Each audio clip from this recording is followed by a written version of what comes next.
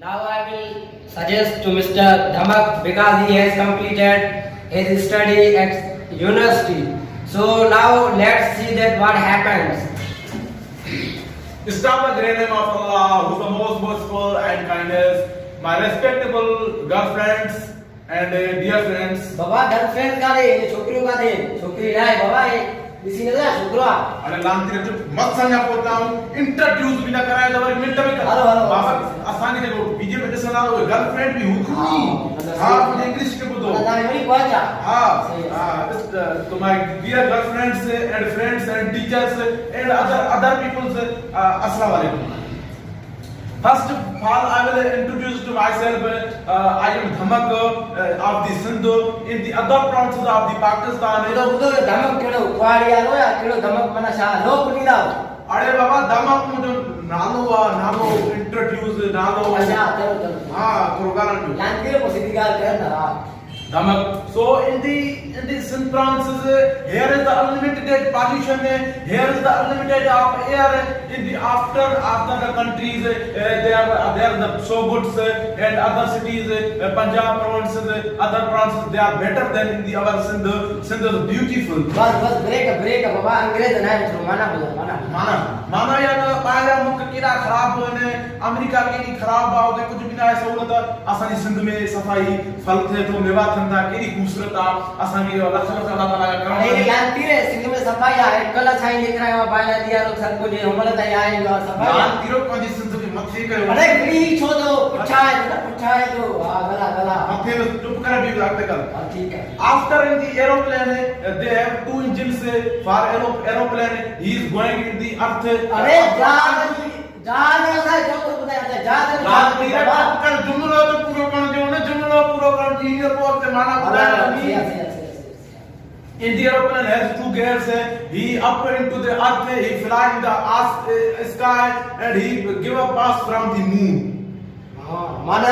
माना जरे सा जहाज में दाऊं त जहाज असा के जहाज इंजन जे रूप में जरी हलंदो आहे ऐं असा के हितां खां ॿिए मुल्क ताईं पहुचाईंदो आहे असां खे का ख़बर ई न पवंदी आहे. न पड़िया जो मानू ना बुझावण जहाज में दा वेहो चढ़ो था जहाज में लानत जहाज में आवाज बपंदो असां कनन के ख़बर न पवंदी आहे.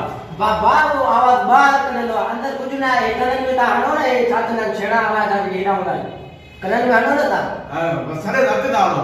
So first of all you should not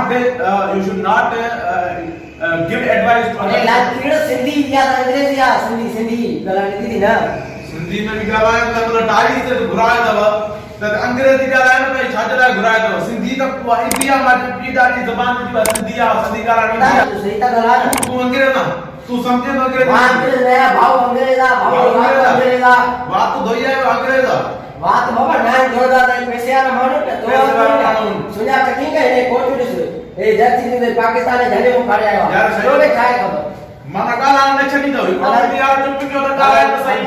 And in the our city Sindh province the government of the बाबा का घर में घणा जना इंग्लिश गलाइंदा पाण में ने घर में ता वेंदा कचहरी थींदी आ महफिल थींदी आ पो कने ता पजी जे पास हो जे सिंधी में छोटा सा अंग्रेज त ना हो जाल पुट ता कने ता इंग्लिश में गला हां साईं मां बा बुदा असा घर में मां हिक अंग्रेज असा घर में हिक ही पड़ेगा इंडिया ना है तो बया शा कंदा क्या ममकार तनार बनन जो हिक पड़ेगा ता जाल शा कंदिया जेका ता जी मतलब ता के जे उन पंहिंजी जिंदगी विञाए छडी ता के लांती रे ता कोई त साईं ता यो पर्स गलत आ वने ये गलत था बाबा कार होने जो जितना डाइस ता अंग्रेज गारण ता मुर्गी वाली जो तो ता भी जात गलत आयो इन ता न कर देंगे बस यार समाज गाला ता घुराया बेइज्जती करने ला घुराया जो तो बेइज्जती जिंदा इज्जत आवे नी तू करो इज्जत आ न हजीरत तुम असा दोस्त तू बेइज्जती न करे घुरायो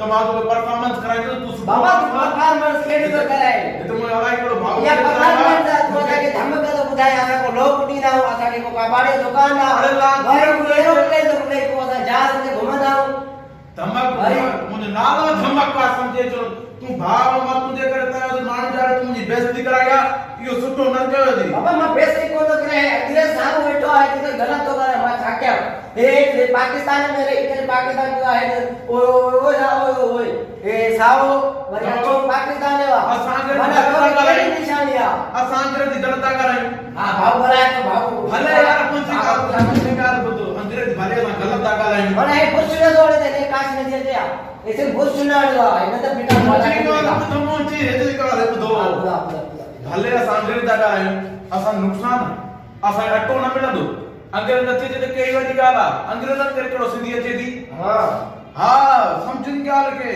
बाक़ी तुंहिंजो उनजी बेइज्जती तो कयां ज़ाल छा कंदी आहे तूं ज़ाल कहिड़ा कम कंदी आहे ज़ाल लाइ तूं घुराए थी माना बेइज्जती आहे न सौ सिधो बाबा बेइज्जती थींदी आहे इज़त आहे बस यार कमाल जी ॻाल्हि कई मां तोखे इज़त जी ॻाल्हि कई यार दमारा वे न बस यार न बस न बस यार तव्हां इज़त कहिड़ी हाणे तो घेर देंगी आहे पर घेर बड़ा सा माण्हू न आहियूं गॾा छॾे यार बस न इज़त बेइज्जती कराए वेही न वञा वे हेॾी बेइज्जती कराए के अच्छा वाला काटन जा उहे त पंहिंजे पता आहे न बाबा असां